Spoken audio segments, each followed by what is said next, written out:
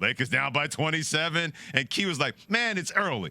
Next thing you know, it's down to 21, then down to 8, and the Lakers get the win. But LeBron James sustaining a right foot injury. He said that he heard something pop when that happened in the third quarter. Check out what he said after the game.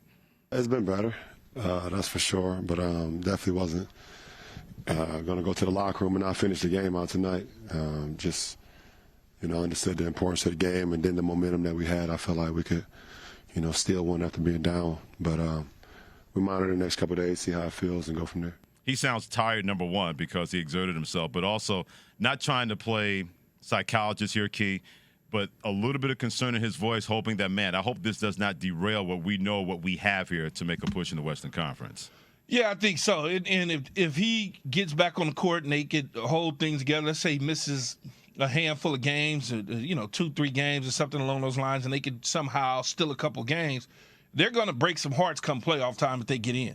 I can almost assure you this is probably the best constructed roster that the Lakers have had since LeBron's tenure in Los Angeles, even though they won a championship in the bubble. I hear you.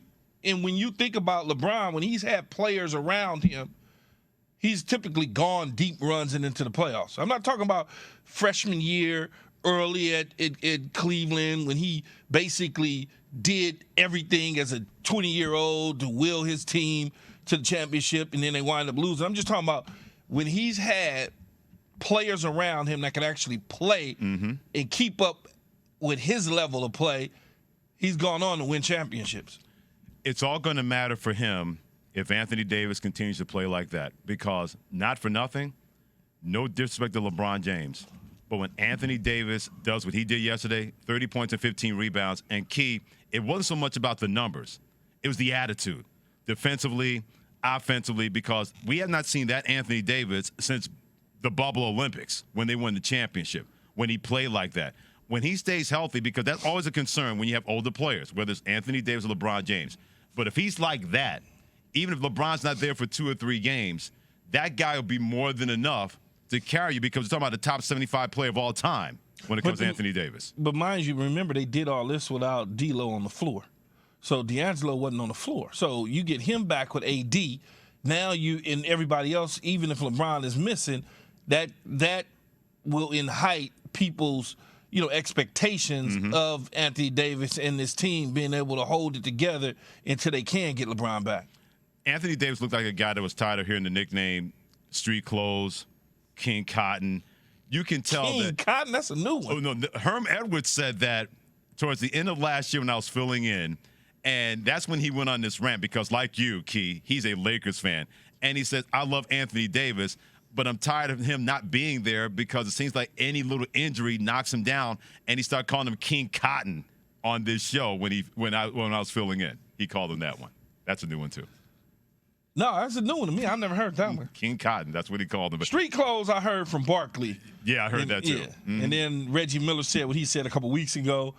But look, Anthony Davis can't allow that sort of stuff to get in the way of him having the performance that he had last night. He's got to continue that. He's got to mentally know that he's a very important part of this team, and a lot of people, not just Laker fans, but people in general, look at him as the next guy in line. Sure. And if he wants to be the next guy in line and not have to go out and get somebody and bring them to L.A. and remove him from the situation, he's got to continue to play the way he played last night, despite with whoever he's going up against. I don't care who it is. He's got to be able to showcase his skill set and understand this is the reason the Lakers gave up the haul to get you in the first place. Not for nothing, when he plays like that or anywhere near that, he's not he's not a guardable guy in the NBA. He isn't, because he can do so many things inside and outside. So if he's not going to be King Cotton or Mr. Street Clothes, if he's doing that, whether LeBron is there or not, you can understand exactly why a lot of people feel that the Lakers will be that threat. Not if, but when they get into the playoffs in the Western Conference. Keyshawn Johnson, Freddie Coleman together, and Keyshawn, J. Will, and Max, presented by Progressive Insurance. The team that blew that lead were the Dallas Mavericks, being up 27. Kyrie hasn't been there that long. Is there already trouble in paradise? There's certain guys that no matter what, even when everything is supposed to be good, they want to find the bad in him. That's where we are. Well, not me and you, but that's where people are no matter what. when it comes to Kyrie Irving. That being said, blowing a 27-point lead versus the Lakers, you can't put that all on Kyrie Irving because Jason Kidd sent a message to Mavericks head coach about what they need to do better, and he wasn't specifically talking about one Kyrie Irving. Yeah, I'm not the savior here. I'm not playing. I'm watching, just like you guys. And as a team, we got to mature. And, we got a lot of new bodies coming back, and we have to grow up if we want to win a championship. There's no young team that's ever won a championship, mentally or physically. And so just to see how we could respond, again, 2.5 quarters, we're playing at a high level on both ends, offensively and defensively. But what the Lakers just showed us is that it's not a race. It's not the rabbit who wins. It's the turtle. And they work the game. And that's where we have to get to. We have to get better at working the game, and we will. Jason Kidd getting existential about what happened to Dallas Mavericks blowing that 27-point lead. But to me, Key, people will hear that and say, okay, he's talking about Kyrie because that's what they want to believe. To me, he was talking about Luka Doncic because that guy yesterday, once again, the inner bratty Luka Doncic showed up, beefing at referees, moaning and groaning and here and there. To me, that wasn't a message so much to the team. That was to say, hey, Luka, knock it off because no one is to blame for this by themselves. But you didn't help matters by constantly complaining and moaning, and we lose that 27-point lead. Well, you can certainly point to maybe he's talking to Kyrie, but when he uses the words young and growing up, because I'm like, Kyrie not young, right. First of all. Kyrie's, he's been in the league for a minute now. And when you think about Luka, he is young. He's only been in the league a handful of years. And he is the guy who's supposed to be the guy. He's supposed to be the savior. He's the, can't miss prospect, MVP candidate year in and year out, all of those sort of things. Oh, my God, I've never seen anything like this. He's a point guard, forward, center, all that old mess that all of a sudden people start talking about. So I kind of understand what Jason Kidd is saying. He's not the savior. He didn't use Luka's name. No. But it certainly sounds as though he's talking about Luka Doncic. As much as we want to hear about Kyrie's you hate those old words, cancer, pariah in the locker room that people love to use when they don't like somebody and they don't believe that person can succeed or nobody wants that person to succeed. You hear that stuff all the time. But yet, a guy like Luka Doncic, Key, to your point, when you are that dude and you don't act like it, but people don't hold your feet to the fire, at a certain point, Jason Kidd's like, look, we can't continue to go down this road. If we're going to have any designs about re-signing Kyrie, because unless the Lakers don't re-sign, they can't get to Kyrie's max. Very few teams will have the ability to have up to $47 million in cap space to give a competing bid, which means you can max out over 4 years at over $201 million when it comes to Kyrie Irving. Now, Dallas can pay him $272 million over 5 years. But Kyrie seems to be the kind of guy that, as much as he loves playing with Luka right now, even though they're 1-3 together, if he keeps doing something like that and they're not going to be in a position to win a championship, his eyes will turn west to somewhere else. And I still think he has designs of going to Los Angeles Lakers and playing with that organization when it's all said and done. Well, I think I don't know with Phoenix, I'm assuming if Phoenix really wanted him, they could figure out how to move money around and get him back with Kevin Durant along with Book and put that thing together to make it work, if that's the case. The Lakers, on the other hand, certainly would be a fit because of the relationship with LeBron James and the fact that he could coexist with LeBron. They won a championship and played together. Both of them are a little bit older now, so you're not dealing with the immaturity of either one of them. Both of them mature. They understand what happened in Cleveland, how things broke down. $70 million that you would be leaving behind. I don't know Kyrie's financial situation, but I can only guess that he's made a lot of money in his career, both on and off the court. So, you say, well, $70 million, Key. Well, yeah, it is. But when you really break it down in terms, and let's just use stupid numbers out there for whatever reason, let's say he has $275 million in the bank. I don't know if that's true or not. I'm just guessing. I get it. Just to have a conversation. Sure. In the end, if you cut that $70 million in half with the California taxes and all the other stuff, they're going to hit him across his head. It's really only $30-something million he going to really be making. We keep talking about the gross, not the net. The net is really the real number. What is he netting out of all of that $70 million? That's what he has to come to realization and realize. Okay, do I want to pass on putting another $30+ million in my bank account to chase another championship? Based on your money, is probably a lot of people gonna make decisions based on what they've already done economically when you come to these situations as well. I didn't think about that. Getting back into Los Angeles, for instance, into that type of marketplace will now allow some shoe company to come to him again, and because he doesn't have the Nike deal right now, but you never know how that might get revisited being back in LA. Or you never know what Adidas might say, or Puma, or one of these shoe companies somewhere that want to, put out a lot of money for a guy in Los Angeles so he can make up some of the money that he would potentially be losing if he was to go to a Laker team or a Phoenix team for that matter. And remember this, in the state of Texas, there's no state income tax. You get to keep a lot more of your money in that state compared to going to Los Angeles, California. I know, I hate to bring up bad memories here on Keyshawn, J. Will, and Max on ESPN Radio. No, it's cool. It's cool, but it is Texas. I know, but hey, you keep more of your money, that can be a very good selling point to a lot of people. But you saw that picture I sent yesterday? I did. With the snow caps? I mean, come on, man. It's just different. You pay to play. That's the LA dude in you. You're not Yellowstone. You're LA Stone. That's the LA in you when it comes to that, isn't it? Snow caps, man. All I can do is tell you there's only one place in the United States you can do about 5 different things in one day, and that's in LA. And you laid them all out, and we all said, yep. Check mark, check mark, check mark, check mark, check mark. The guy that fumbled the ball and threw the ball away on the inbounds pass was Luka Doncic, not Kyrie Irving yesterday versus the Lakers. Look, they have some growing up to do, some gelling to get done. I never thought in a 25-game or so relationship with these two that the Mavs was all of a sudden going to be at the top of the Western Conference just because. I never felt that way. And I know all the basketball aficionados and the people that know this game and played in the NBA and all that sort of stuff and cover it from a daily basis felt that they were going to be a certain way because you got two guys that can excel on the offensive end. But I also look at the defensive side of the ball. Where are they at? Where are they defensively? And I know Jason Kidd mentioned they're playing decent on front and the back end of the hoop, but are they really?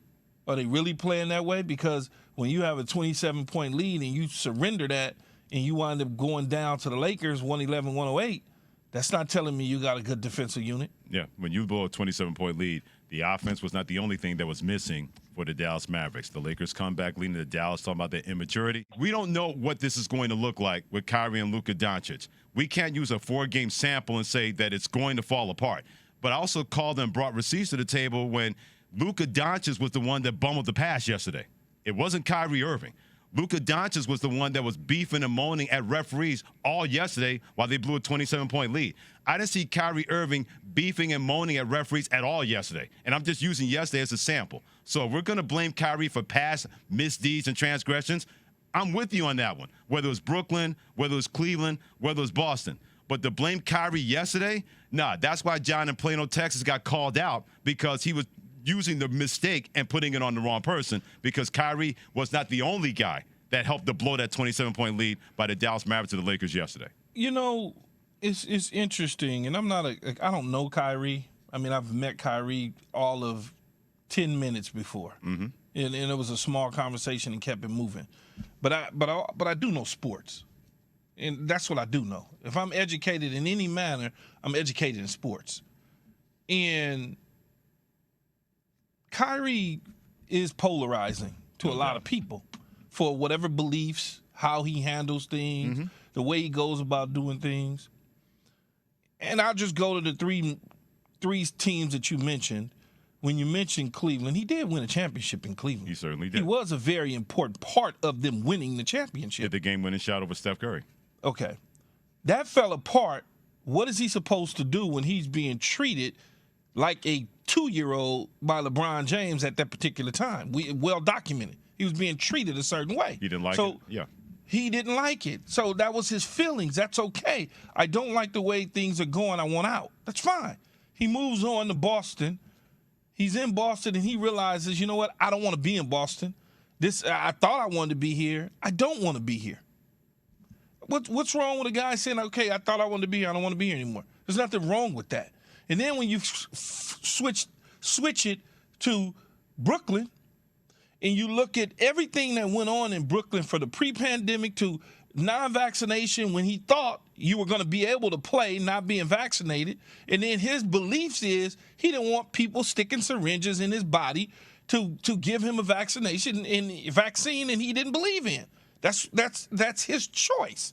I don't see that as it's always something. I don't look at it that way. Or the slaying of black men and women in the streets that he felt he wanted to take a step back from and gather his mind and his thoughts and how he felt there was bigger things on the horizon for him to be able to deliver to his community outside of basketball. Why is that such a problem? Then when a team decides that they don't want to pay you what you feel your value and your worth is, you tell them, man, just you know what, never mind. Because you want me to tie my contract to winning championships, but nobody else in the NBA is tying their contracts to that. Why would I want to be in that situation? That's all I'm saying. So I wanted to bring a little more context to the point game of Kyrie in his career. You got to follow it the right way and not just listen to a bunch of nothing and make your mind up. That's all I'm saying. For the callers and the listeners on the road or on television that's paying attention to this, follow it for real. Don't just make your mind up based on some narrative that's being set that's out there. By the way, Keyshawn, J. Will, and Max, Keyshawn, Johnson, Freddie, Coleman together in ESPN Radio. I will say this. On the other side of that, Kyrie has not helped himself at times, but he could have been a better teammate in situations. And the whole Boston thing, when he wanted out, he went scorched earth. And Jaylen Brown let it be known and said, look, take a good look at me. You're not going to talk to me that way and think that that's going to work. Kyrie Irving wants things the way he wants it. He's not any different than a lot of other people inside and outside of sports. To me, Key, this is just me spitballing. He wants it his way, and people don't want him to have it that way, or they feel that he should go about it different. Who doesn't want it that way as a professional athlete?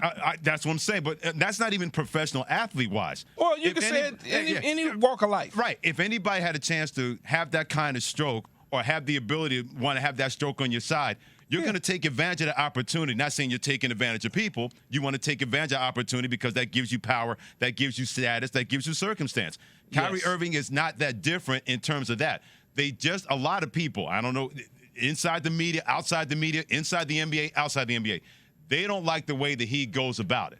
They want him to be, if you're going to do that, then you should have to pay some dues. And Kyrie's like, look, my talent is enough of my dues paying. That's as far as I want to go. What dues does he need to pay?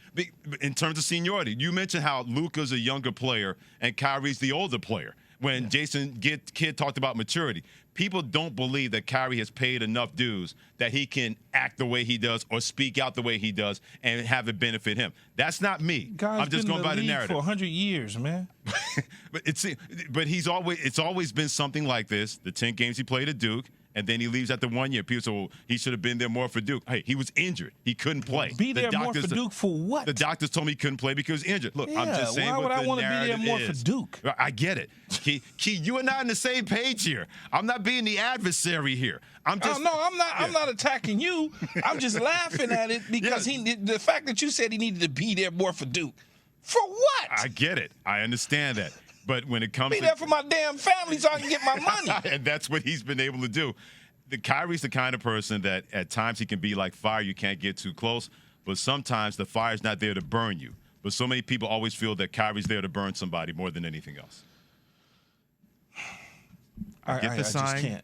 I get the sign. I can't though, Freddie. I know. I can't.